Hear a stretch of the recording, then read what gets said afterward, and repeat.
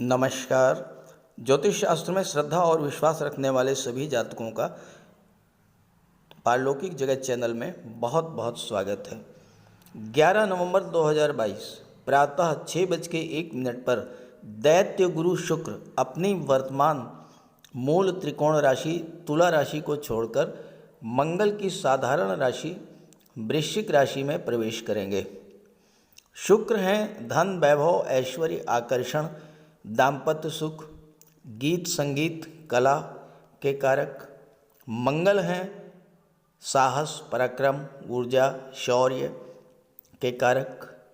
शुक्र के इस राशि परिवर्तन के ठीक 2 दिन बाद आप सभी की गोचर कुंडली में एक अत्यंत शुभ और श्रेष्ठ योग बनने जा रहा है, जिसे ज्योतिष शास्त्र में परिवर्तन योग कहा जाता है। 13 नवंबर को मंगल राशि परिवर्तन करेंगे और शुक्र की राशि वृषभ राशि में गोचर करेंगे। इस तरह मंगल का गोचर शुक्र की राशि में, शुक्र का गोचर मंगल की राशि में, तो परिवर्तन योग बनेगा, जो कि अत्यंत शुभ और श्रेष्ठ योग है। तो इस वीडियो में पहले समझेंगे परिवर्तन योग क्या है, परिवर्तन योग का क्या प्रभाव होता है। फिर बात करेंगे शुक्र मंगल के परिवर्तन योग का मकर राशि के जातकों के जीवन पर क्या प्रभाव पड़ेगा।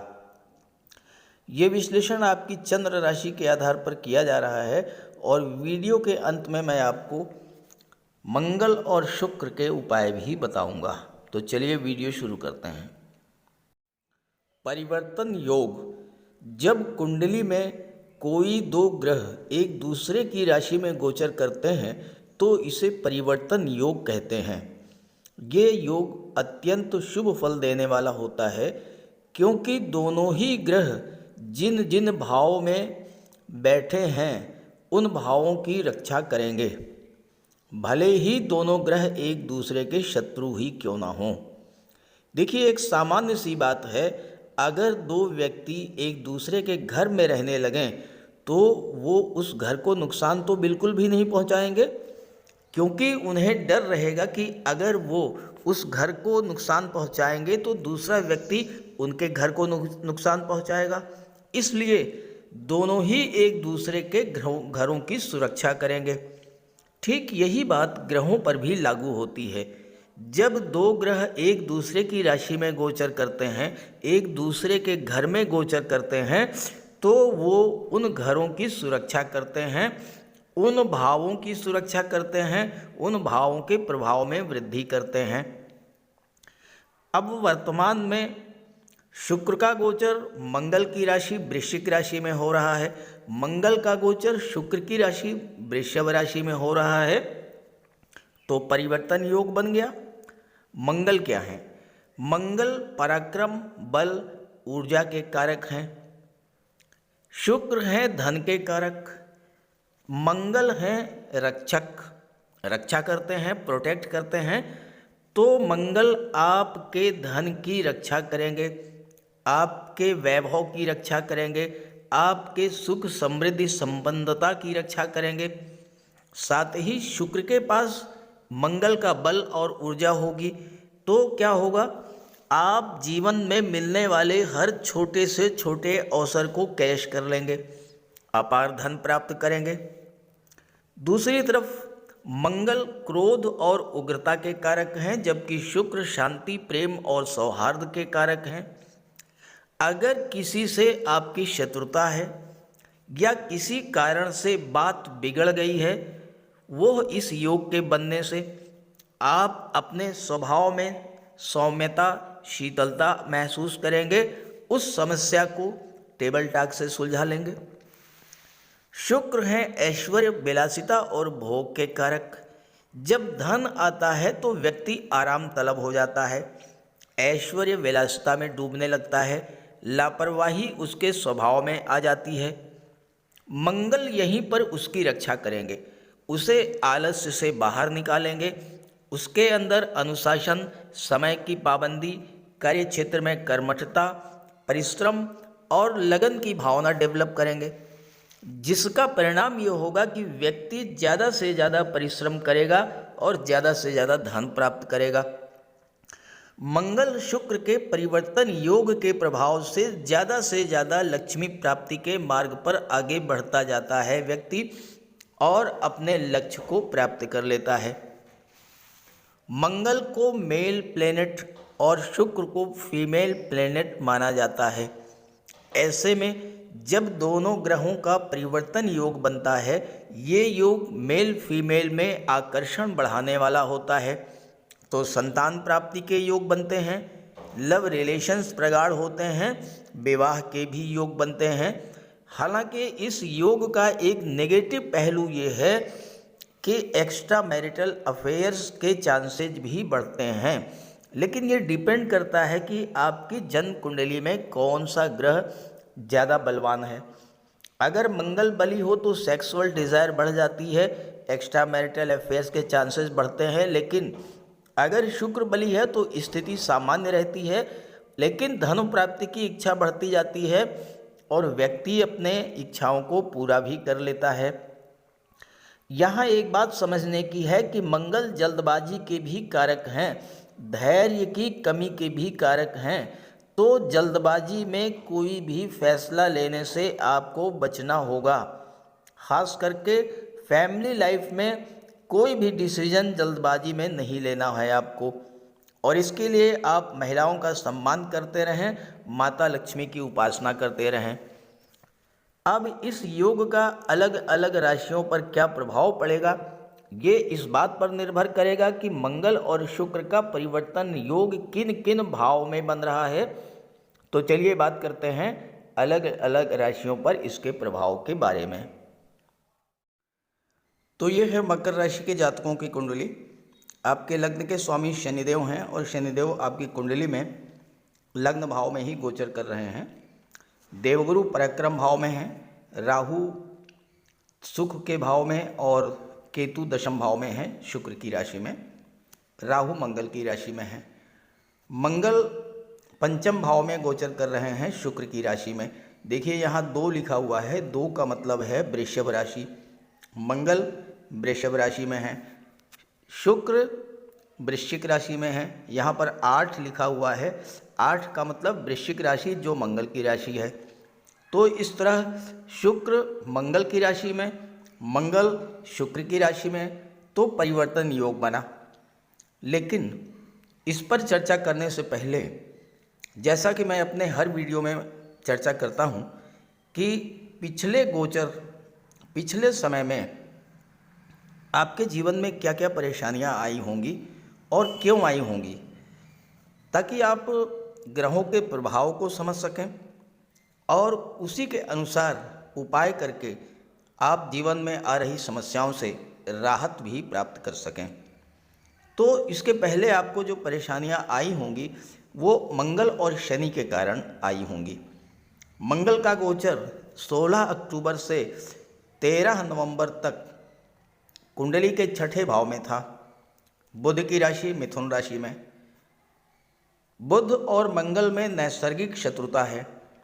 शत्रु राशि में गोचर करने के कारण मंगल पीड़ित हुए।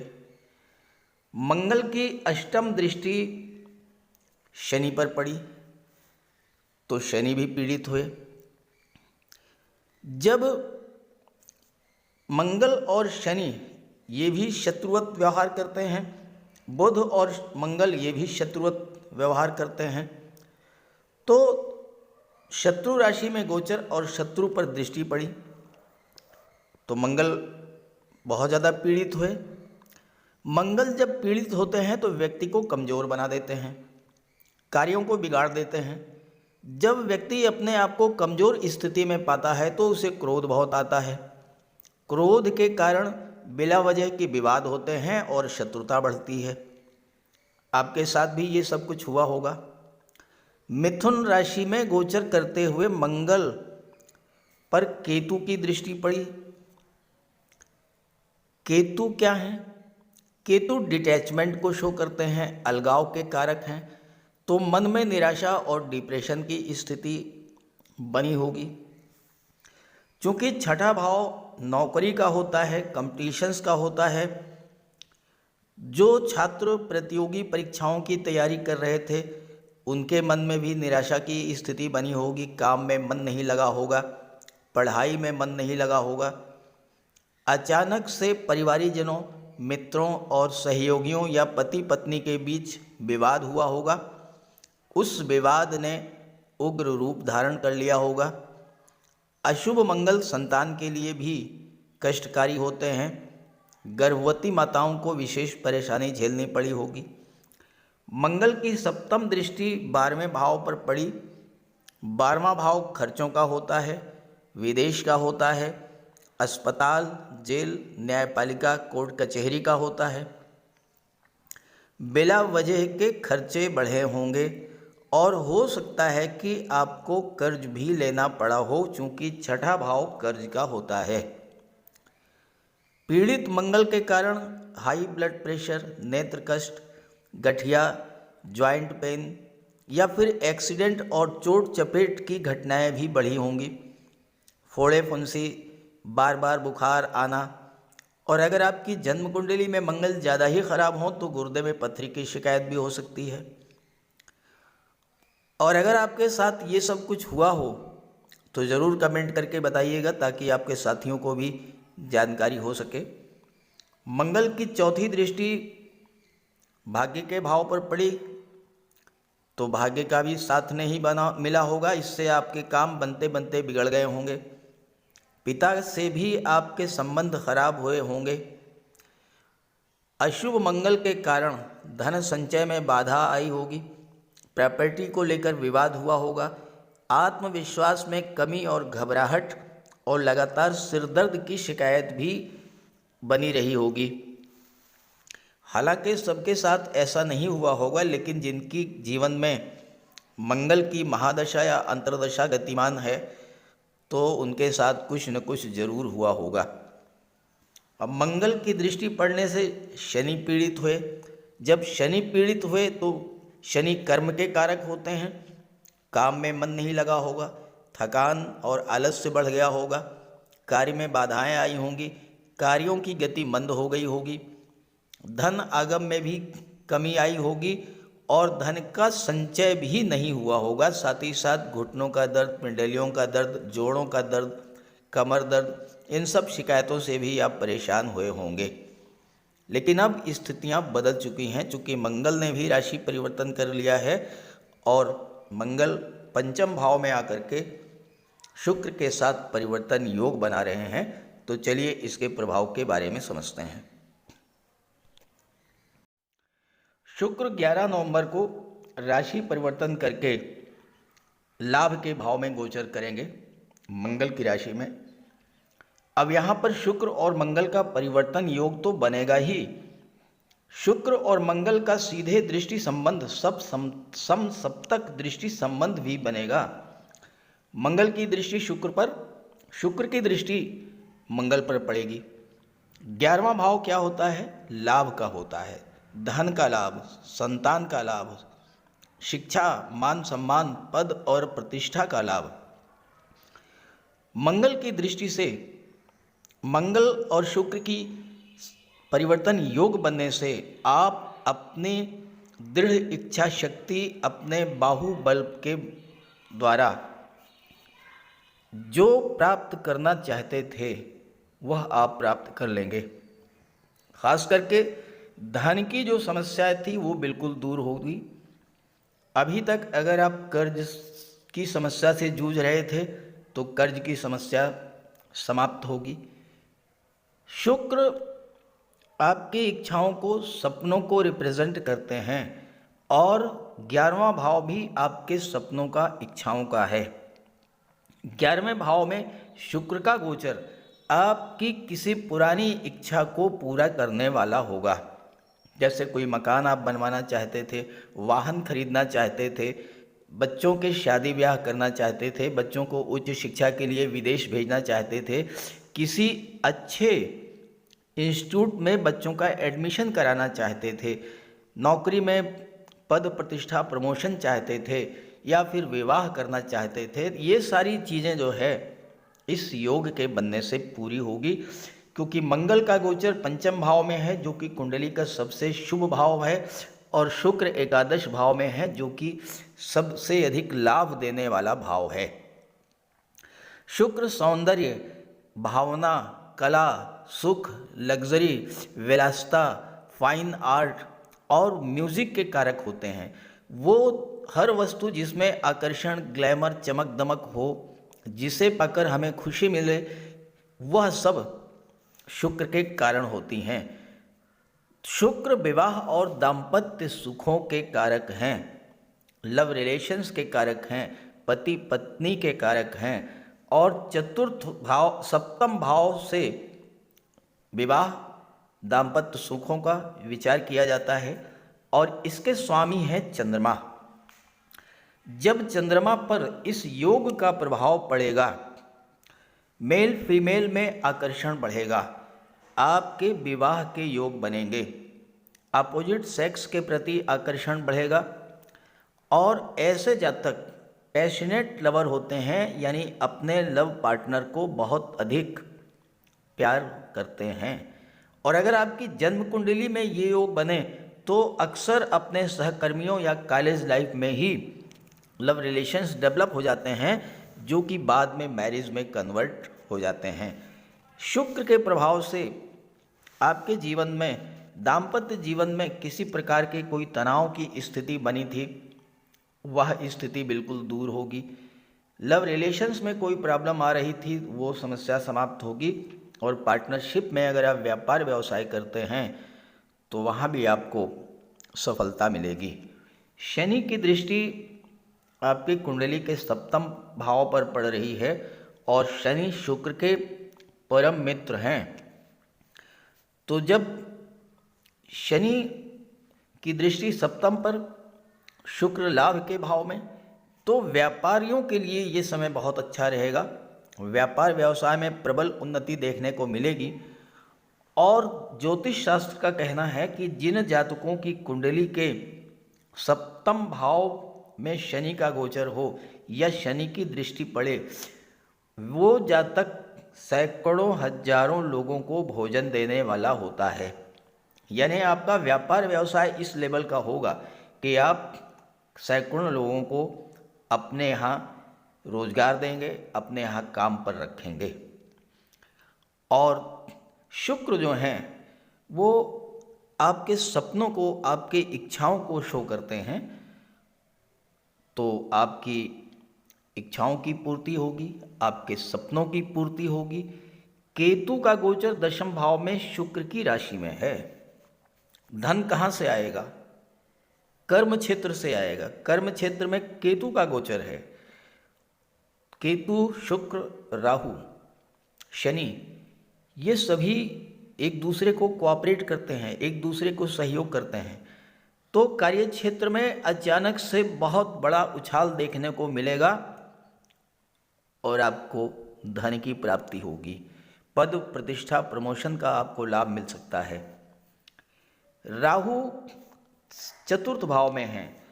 राहु जहाँ पर गोचर करते हैं उस भाव को बुलंदी पर पहुंचाते हैं। राहु एक्सट्रीम के कारक हैं, राहु विस्तार के कारक हैं, राहु एक्सपेंशन के कारक हैं।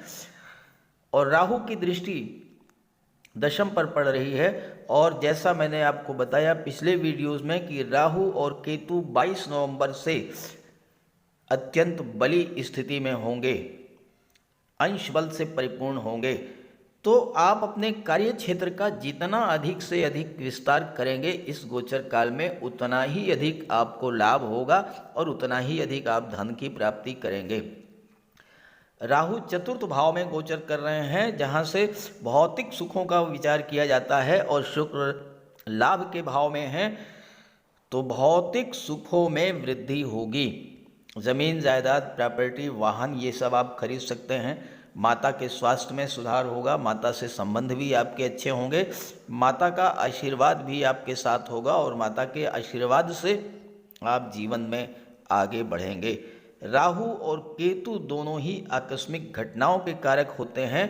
अचानक से आपको नौकरी में कोई बहुत बड़ा लाभ मिल सकता है, व्यापार व्यवसाय में कोई बहुत बड़ा लाभ मिल सकता है, या फिर आप अगर कोई खुद का व्यापार व्यवसाय करने की सोच रहे थे तो वहाँ भी आपको सफलता मिल सकती है। और चूँकि छठे भाव के स्वामी बुध हैं, बुध भी राहु के मित्र हैं, तो आपको नौकरी मिलने का भी योग बनेगा इस समय 11 नवंबर से 5 दिसंबर के बीच में। अब आइए मंगल के प्रभाव के बारे में बात कर लें। मंगल का गोचर पंचम भाव में है और पंचम भाव में शुक्र की राशि में। पंचम भाव संतान और शिक्षा का होता है।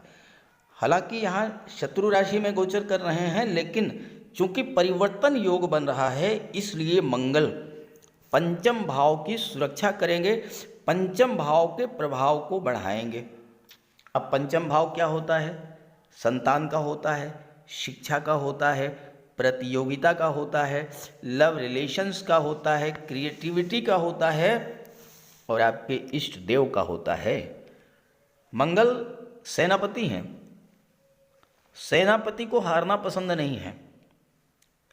सेनापति अत्यधिक निडर और साहसी होते हैं। तो आप भी प्रतियोगिता के क्षेत्र में, कंपटीशन के क्षेत्र में हारना पसंद नहीं करेंगे। कार्य के प्रति गजब का समर्पण होगा और हमेशा आप जीतना चाहेंगे, हमेशा आप सफल होना चाहेंगे, क्योंकि मंगल व्यक्ति में जुनून पैदा करते हैं, पैशन पैदा करते हैं, लाइफ में अनुशासन को लाते हैं, वेल डिसिप्लिन्ड होते हैं और कार्य के प्रति जुनून के हद तक समर्पित होते हैं। और यही सब मंगल आपके लिए करेंगे। कॉम्पिटिटिव एग्जाम्स में सफलता के प्रबल योग बनेंगे। जिस तरह से स्पोर्ट्समैन पूरे जुनून के साथ, पूरे पंक्चुअलिटी के साथ प्रैक्टिस करते हैं, सैन्य अधिकारी, डिफेंस पर्सनल, मेडिकल फील्ड से जुड़े हुए जातक, ये सभी मंगल के प्रभाव से ही जीवन में सफलता और धन अर्जित करते हैं। और आप इन सब क्षेत्रों से जुड़े हुए हैं, आर्मी से, एयरफोर्स से, मिलिट्री से, डिफेंस के क्षेत्र से, पुलिस विभाग से, मेडिकल और सर्जरी के क्षेत्र से, या फिर गेम्स और स्पोर्ट्स से जुड़े हुए हैं, फायर रिलेटेड वर्क्स करते हैं, तो आपके लिए मंगल का ये गोचर लाभ के नए नए मार्ग प्रशस्त करेगा, क्योंकि मंगल की दृष्टि लाभ के भाव पर पड़ेगी। हालांकि मंगल पंचम भाव में गोचर कर रहे हैं तो थोड़ा सा सावधानी भी रखनी होगी, खास करके गर्भवती माताओं को लगातार अपने डॉक्टर के संपर्क में रहें। चूँकि मंगल यहाँ पर गोचर करते हुए अष्टम भाव पर दृष्टि डालेंगे, अष्टम भाव दुर्घटनाओं का होता है, तो वहाँ भी आपको सावधानी रखनी पड़ेगी। साथ ही साथ अगर आप ब्लड संबंधी रोगों से पीड़ित हैं, एस्पेशली जैसे कि पाइल्स है या हाई ब्लड प्रेशर है या इस तरह की समस्याएं हैं, तो सावधानी आपको विशेष बरतनी पड़ेगी। और मंगल की दृष्टि पड़ेगी 12वें भाव पर। 12वां भाव विदेश का होता है।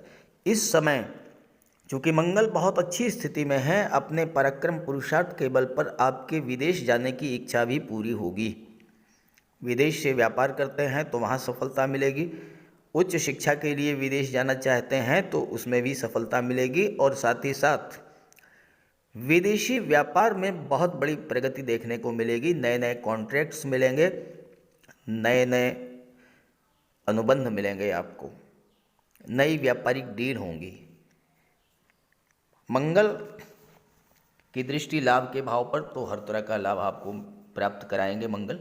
लेकिन अगर आपकी कुंडली में मंगल या शुक्र की महादशा या अंतर्दशा चल रही हो, या फिर आपकी कुंडली में मंगल या शुक्र कमज़ोर हो, तो मंगल का भी उपाय कीजिएगा और शुक्र का भी उपाय कीजिएगा, ताकि आप इस परिवर्तन योग का पूरा लाभ ले सकें।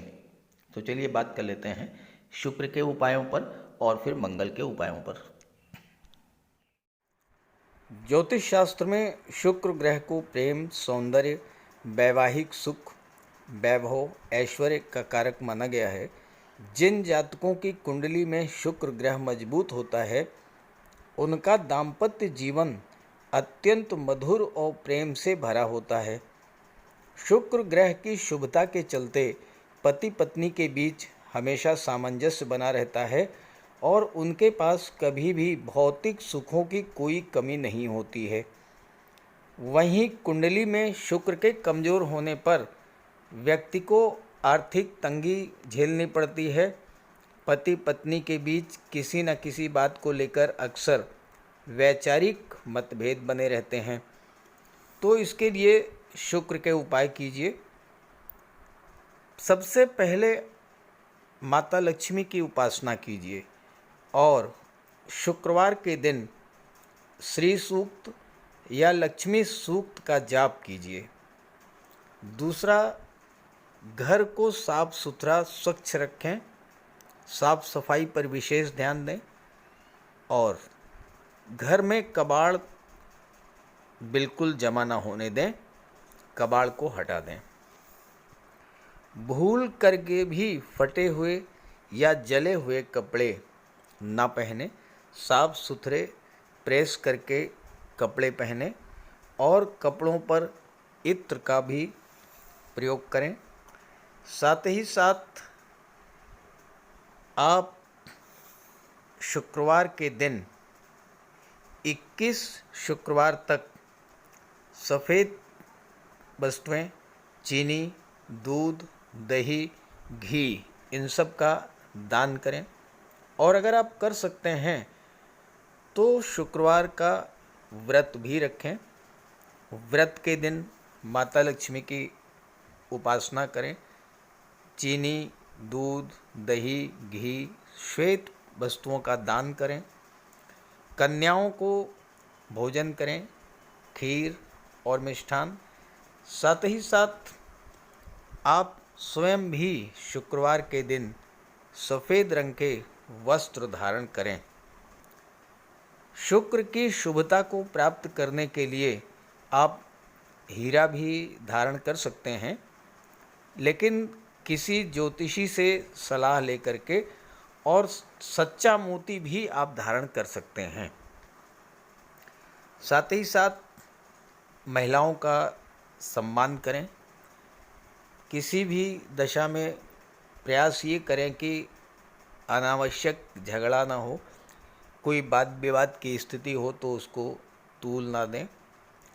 और अगर आपकी कुंडली में शुक्र कमज़ोर हैं तो शुक्र से संबंधित किसी भी वस्तु का दान ना लें और शुक्रवार के दिन भगवान भोले शंकर के मंदिर में जा कर के उनको श्वेत रंग के पुष्प अर्पित करें।